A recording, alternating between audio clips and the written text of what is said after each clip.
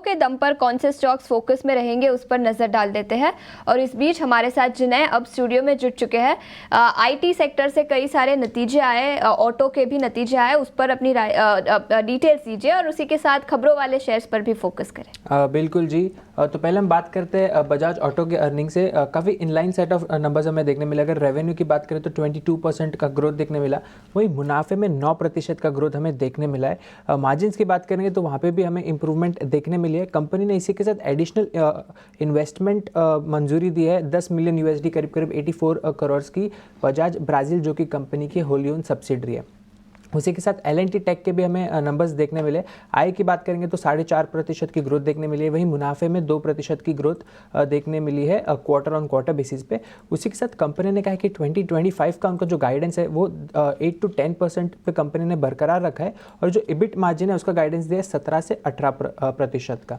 आगे बढ़ते हैं एम्फोसिस के अर्निंग्स के बारे में बात करेंगे तो वहाँ पे रेवेन्यू 3.5% से हमें ग्रोथ देखने मिल रहा है क्वार्टर ऑन क्वार्टर बेसिस पे, वहीं मुनाफे में 4.5% का ग्रोथ देखने मिल रहा है। कंपनी ने कहा है कि उनकी जो डील पाइपलाइन है वो काफ़ी स्ट्रांग नज़र आ रही है उनको, और जो उनका एबिट टारगेट रहेगा वो FY25 के लिए रहेगा 14.5 से 16% का। बात करते हैं दूसरे खबरों वाले शेयरों की, तो आज मेटल सेक्टर पर आपका फोकस बना रहना चाहिए। नैल्को, हिंडाल्को और वेदांता, ये तीनों स्टॉक फोकस में रहेंगे क्योंकि अल्कोआ के काफ़ी अच्छे रिजल्ट्स हमें देखने मिले थे। रिजल्ट्स के बाद अल्कोआ का शेयर करीब करीब 10% से बढ़ता हुआ भी नज़र आया था। आगे रिलायंस इंडस्ट्रीज भी फोकस में रहेगा क्योंकि कंपनी ने अपना जो बोनस इशू घोषित किया था उसका रिकॉर्ड डेट का डेट आ गया जो है 28 अक्टूबर, तो रिलायंस इंडस्ट्रीज भी फोकस में रहेगा। अल्ट्राटेक सीमेंट्स एक और स्टॉक जो फोकस में रहेगा। कंपनी ने अपना जो तमिलनाडु स्थित प्लांट है वहाँ पे एडिशनल कैपेसिटी को इंक्रीज़ किया है 1.2 मिलियन टन पर एनम के साथ। GMR एयरपोर्ट्स इंफ्रास्ट्रक्चर एक और स्टॉक फोकस में रहेगा। सितंबर का कंपनी ने अपडेट दिया है।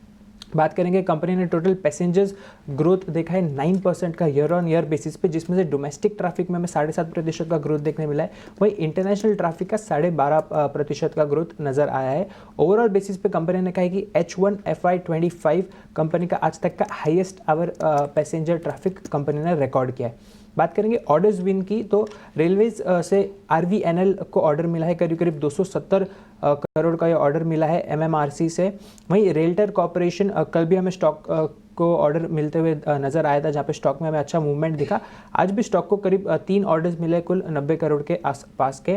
वहीं लास्टली इरकॉन इंटरनेशनल, ये स्टॉक भी फोकस में रहेगा। कंपनी ने पटेल इंजीनियरिंग के साथ एक MOU साइन किया है जहाँ पे वो बिजनेस प्रोजेक्ट्स रेलवे इंफ्रास्ट्रक्चर के लिए परस्यू करेंगे।